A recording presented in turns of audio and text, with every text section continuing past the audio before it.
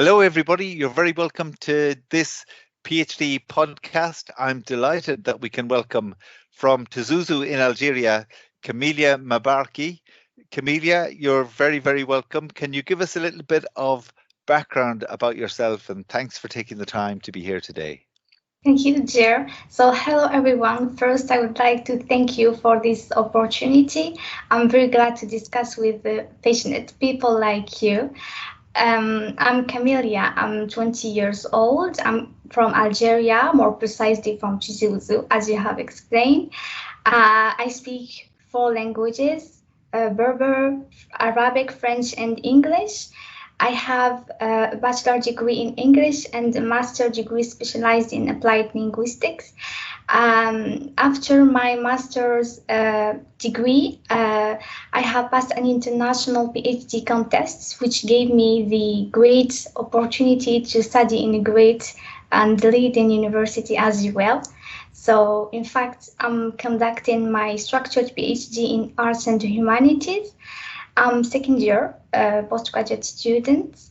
Last year I was studying online in Algeria due to COVID restrictions. Hopefully this year I'm here. We are still studying online, but hopefully we are here in Ireland. Yeah. Great. And tell us, Kamilia, where did your interest in your PhD come from? Where did this interest in your specialism derive from? Yeah, so my family motivates me a lot to carry on my studies, and therefore, since my first year at university, I wish to conduct my PhD. And during my second year master's degree, my teacher, Professor Fodil, gave me an insight to the field of interculturality, which inspires me a lot. So it was since that period that I have decided to deepen my knowledge in this area. Great. Yeah. Okay, fantastic. And what was it that made you decide to come to the University of Limerick to do your research? Yeah, so after passing the Algerian doctoral contests, I won a scholarship to conduct my PhD here at UL. So it was our government which chose the university, and it is a great choice indeed. Great, excellent. Yeah. I'm delighted to hear that. And Yes. tell us, Kamilia, when it comes to, say, a typical day, you talked about your experience last year with regard to working under such restrictive measures with regard to COVID-19 in Algeria. But now that you are in Limerick, tell us, what does your typical day doing research consist of, now that you're here in Ireland? Yeah, so I tend to wake up at 7 a.m. I used to book a desk in the library for 4 hours, usually from 10 a.m. to 2 p.m. I prefer studying there at the library rather than studying at home because it is a serious atmosphere. There is no distraction. Everyone is studying, so I feel more concentrated at the library. In addition, we have an easy access to books and resources there. So that's it. And then I come back home to take some rest and some food with my friends because I'm living actually with my friends. And then I carry on studying until 7 to 8 p.m. no more because I'm not productive at night, so therefore I prefer to study during the day. Okay, great. And tell us, what are you working on at the moment, Kamilia? What piece of research are you examining? So actually, I'm taking some modules, which are EFL Pedagogy, Cultural Studies, EFL Advanced and Academic Literacies, and at the same time, I'm preparing my literature review chapter.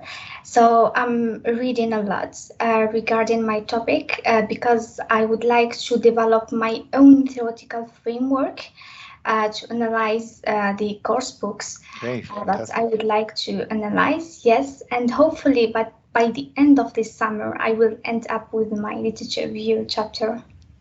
Great. And could I ask you, I know it's only your second year of study and it's still, relatively early in terms of your research at the moment, but Could you give us an example of a time that you encountered a problem or a difficulty with regard to your PhD and how you approached this problem and perhaps even, overcame it ultimately? Yeah, so Dr. J, thankfully until now I have not encountered a problem in my PhD, Great. Mhm. and I hope that I won't. Oh, Yeah, fantastic. Yeah. thank you. So you've no example then of what you can give us with regard to a difficulty that you had.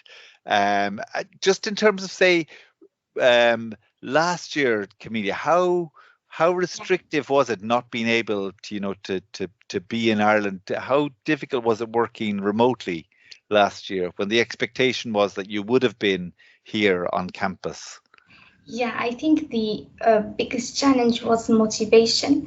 It Mm, was not only my case, but all my mates were not much motivated to study because we were in Algeria and we all wanted to be here, to study here, to be sure. in the learning Mm. atmosphere. And how has that been a transformation for you and for your and for your fellow PhD students from Algeria to actually be here? Has that been in terms of motivation, the motivation Yeah, for I you? think, yeah, we are all feeling more engaged and Mm, motivated yeah. since we are here. Yes. Okay. Yeah. Great. And I'm going to ask you about um, just more about the topic of your research, Camelia. We hear so Yeah. much these days about impact and the impact that research can have, whether it's on the discipline or, as I'm sure, you talk about building a theoretical framework, and I'm sure you're Yeah. thinking about, the impact on your discipline or, also perhaps the impact on wider society. So what do you think could be the impact of your PhD research on your discipline, Yeah. and then, obviously, um, on wider society, if that's applicable?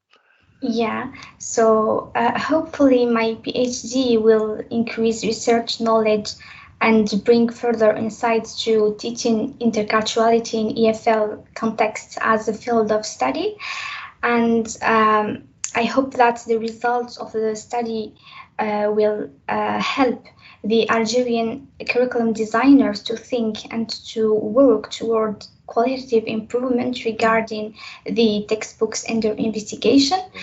Accordingly, I would like to work in collaboration with them in order to bring further authenticity to the textbooks and to update them according to the recent pedagogical approaches in EFL, as well as according to current learners' needs.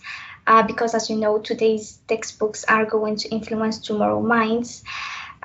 Moreover, since the content of the textbooks is influenced by teachers' perceptions, my study will unveil their critical cultural awareness, which is vital in EFL Mm, classroom. And why not to initiate some intercultural training for teachers in need? Finally, after my PhD graduation, I will be teaching at university in English language department in Algeria, and therefore I have the willingness to initiate the module of intercultural studies or interculturality to promote learners' intercultural awareness and intercultural competence to prepare them to be ready and to use English as lingua franca effectively in national, international, and multicultural contexts. Okay, fantastic. And actually, my next question, Camelia, was going to be about your career aspirations, but I think it's very clear that your Yeah, career aspirations are, as you've outlined there, to work in academia. exactly. Um, so you would definitely see your approach in terms of an academic career. Exactly, yes. Learning is a lifelong process, so I don't want to stop my research after my PhD. I would like to carry on publishing articles, holding conferences, meeting experts in the field Mm. of my in my field of study, and why not becoming a professor? Yeah, Yes, yeah. yes. Okay, fantastic. That's great Thank to you. hear. And what do you think? What would you say are the advantages, for somebody with your expertise, the advantages of doing a PhD, rather than pursuing an alternative path in terms of a career at the moment? What do you think would be what do you see as the major advantage of doing a PhD, and doing a PhD at the University of Limerick as well? Yeah, so the PhD allows me to raise my qualifications, I mean, my status, my level of study, to deepen my knowledge, my critical thinking as well, my professional and academic skills. I'm now a member of a research community, so I'm always involved in meeting with experts, researchers who build on my existing knowledge and broaden my mind each time after each discussion. And even at the personal level, the PhD boosts my self-esteem and self-confidence as well, you see. Great. That's an excellent answer. And tell us, um, you've given us, really, really good, ideas there with regard to motivation for doing a PhD. And if you were to advise somebody, somebody of, say, somebody back in Algeria, somebody of your own age, perhaps in your own discipline, with the same kind of passion that you have for the subject, what advice would you give them if that person were thinking of doing a PhD? What would be your advice to that person? So first, I would say be a warrior and go for it. If you want to do it, just do it. Love your topic. Be passionate. Your topic should inspire you because a PhD is long journey. You may face up and down moments during your research. Maybe you can feel demotivated at some moments, but when you really like your research and your topic, you will always overcome all the barriers and challenges, and you will regain your motivation and excitement to accomplish what you have started.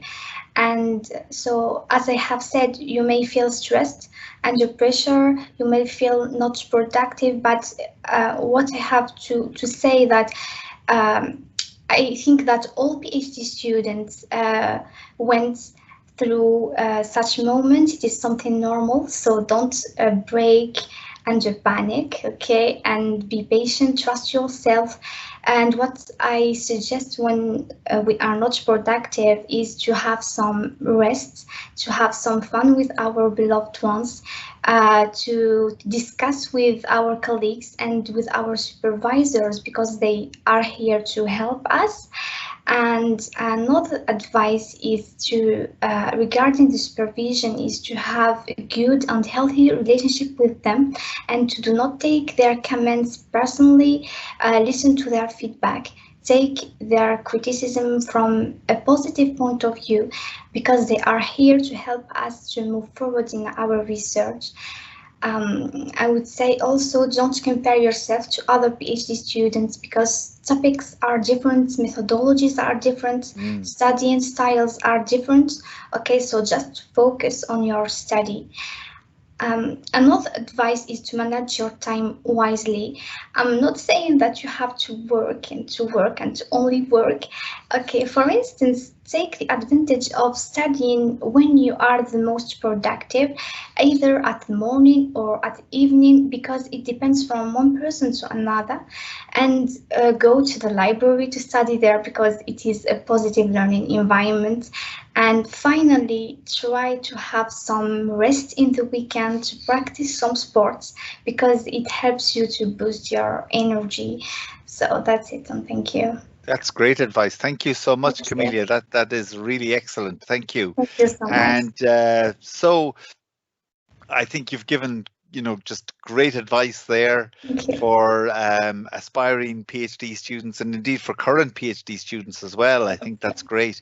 And I think you've just shown the importance of passion for your topic as well. And what you've said there about the advice that you would give to PhD students, about that to make sure that it is something that really fires the imagination, fires the passion. That is so important, and talking about all the if you like, the downsides that will happen throughout the PhD journey, and the importance again and again, of that, you know, um, of those characteristics and traits of persistence and tenacity are so important to have, on the PhD journey, because as you said, it's a long process, so, but one that you seem to have embarked on with a great deal of expertise and enthusiasm, which indeed are invaluable traits to have